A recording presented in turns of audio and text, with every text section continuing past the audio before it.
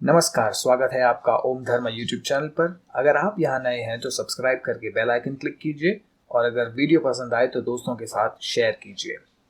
दोस्तों, राम भक्त हनुमान जी को कौन नहीं जानता और हनुमान जी के नाम सुनते ही तुलसीदास ने लिखी हनुमान चालीसा के बारे में याद आती है।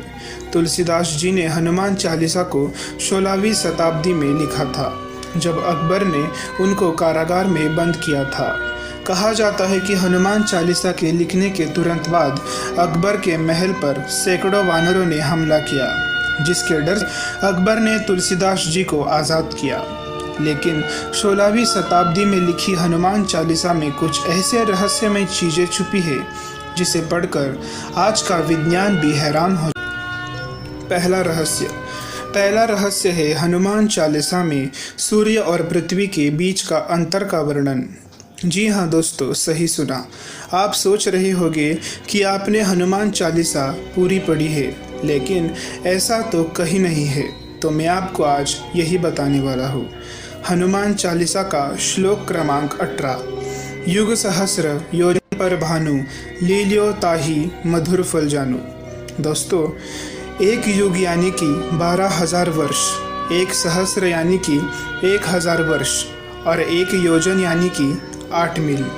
युग सहस्र योजन यानी कि इन 3 अंकों का मल्टीप्लिकेशन जो होता है 96 मिलियन माइल्स। 1 मील यानी कि 1.6 किलोमीटर। 96 मिलियन माइल्स यानी कि 15 करोड़ किलोमीटर। और आज के नासा जैसे बड़े बड़े स्पेस रिसर्च ऑर्गेनाइजेशन के अनुसार पृथ्वी और सूर्य का बीच का अंतर है 15 करोड़ किलोमीटर। क्यों चौंक गए ना दोस्तों? तो इस श्लोक का मतलब ऐसा है कि युग सहस्र योजन इतनी दूर जाकर आपने सूर्य को मधुर फल समझ के खाने का प्रयास किया। दूसरा रहस्य, डिमिन्यूटिव फॉर्म एंड गाइगेंटिक फॉर्म। बचपन से ही सीखते आए हैं कि बिना किसी एक्सटर्नल एनर्जी के मास को बढ़ाना असंभव है।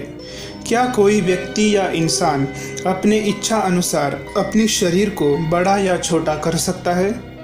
हाँ, इस वक्त आपके दिमाग में मार्वल्स के एंटमैन याद आया होगा, जिनके पास भी फिल्मों में ऐसी ही ताकत दिखाई गई है। लेकिन दोस्तों, सच्चाई में रामायण के राम भक्त हनुमान जी के पास भी ऐसे ही एक शक्ति है, जिससे वे अपने शरीर का आकार छोटा या फिर बड़ा कर सकते हैं। हनुमान चालीसा का श्लोक क्रमांक 9 और 10। सूक्ष्म रूप धरि सियहि दिखावा, विकट रूप धरि लंक जरावा।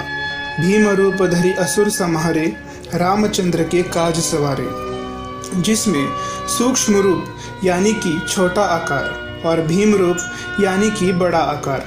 अगर आप सोच रहे होंगे कि उनका आकार कितना छोटा या फिर कितना बड़ा हो सकता है, तो आपको उसका जवाब रामदास स्वामी जी के मारुति श्लोक में मिलेगा, जिसमें कहा गया है कि अणुपा सुनी ब्रह्मांडा बड़ा होता जाता से, यानी कि हनुमान जी का आकार एक अणु से लेकर यानी कि एक एटम से लेकर ब्रह्मांडा यानी कि एक यूनिवर्स जितना बड़ा हो सकता है। तीसरा रहस्य, 1000 हेडेड स्नेक। हिंदू पुराणों में अनंत शेषनाग के बारे में लिखा गया है। कहा जाता है कि अनंत शेषनाग एक ऐसे नाग है जिन्हें 1000 सिर है। इतना ही नहीं, बल्कि इस अनंत शेषनाग का संबंध सीधा समय यानी कि टाइम से किया गया है। कहा गया है कि जब शेषनाग सीधा होता है तब समय आगे की तरफ चलता है, जिसके चलते ब्रह्मांड का निर्माण होता है। और जब ये शेषनाग कुंडलित हो जाता है या फिर गोल आकार बना लेता है, तब इस ब्रह्मांड का विनाश हो जाता है। जब सब कुछ खत्म हो जाता है तब एक ही चीज़ बची हुई रहती है और वो है शेषनाग। इसलिए इन्हें शेष कहा जाता है, यानी कि बचा हुआ। और ये साइकिल चलता ही रहता है।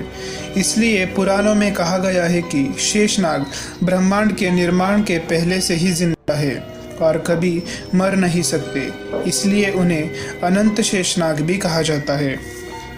हनुमान चालीसा का श्लोक क्रमांक 13।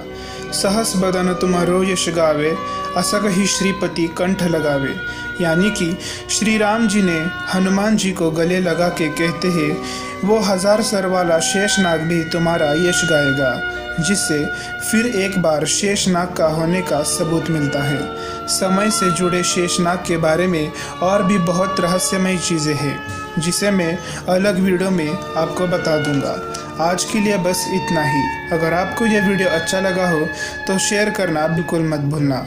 मिलते हैं अगली बार और भी ऐसे रोमांचक भरी टॉपिक के साथ। तब तक खुश रहे, सुरक्षित रहे।